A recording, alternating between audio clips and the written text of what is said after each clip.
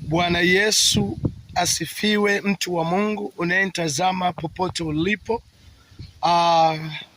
Naomba usipite bila kusikiliza ujumbe wa neno la Mungu, na anayekuletea ujumbe wa neno la Mungu ni mimi Pastor Musa Kilamba.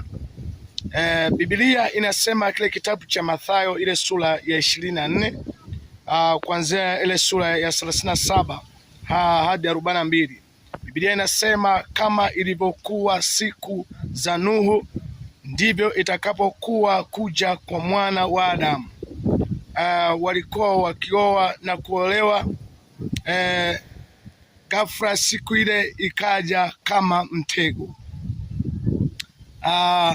Biblia ikaendelea kusema ya kwamba watu wawili watakuwa kondeni, moja atwaliwa, moja abaki. Watu wawili watakuwa wamelala kitanda kimoja, moja atwaliwa, moja anabaki. Watu wawili watakuwa wakisaga ngano, moja atwaliwa, moja abaki. Nataka niseme ya kwamba mwanadamu, acha dhambi, Yesu anarudi. Yesu amekaribia mno. Yesu amekaribia mno, kama tulivyoangalia Mathayo ile sura ya 24 mstari wa 37 hadi 42. Kama ilivyokuwa siku za Nuhu ndivyo itakapokuwa kuja kwa mwana wa Adamu. Walikuwa wawili kondeni, moja atwaliwa, moja abaki. Walikuwa wawili wakisaga ngano, moja atwaliwa, moja abaki. Walikuwa wawili wamelala kitanda kimoja, moja atwaliwa, moja abaki. Ndivyo itakapokuwa kuja kwa mwana wa Adamu. Mwanadamu, acha dhambi, Yesu anarudi. Na kama hujaokoka, mpe Yesu maisha yako, maana tuko siku za mwisho.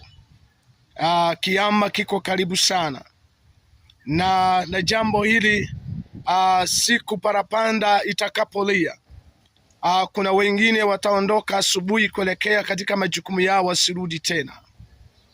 Tutapoteza watu wengi. Hapo ndipo kutakuwepo na kilio. Watu watauliza, wako wapi ndugu zetu? Wako wapi wake zetu? Wako wapi waume zetu? Siku ile kutakuwepo na kilio na kusaga meno.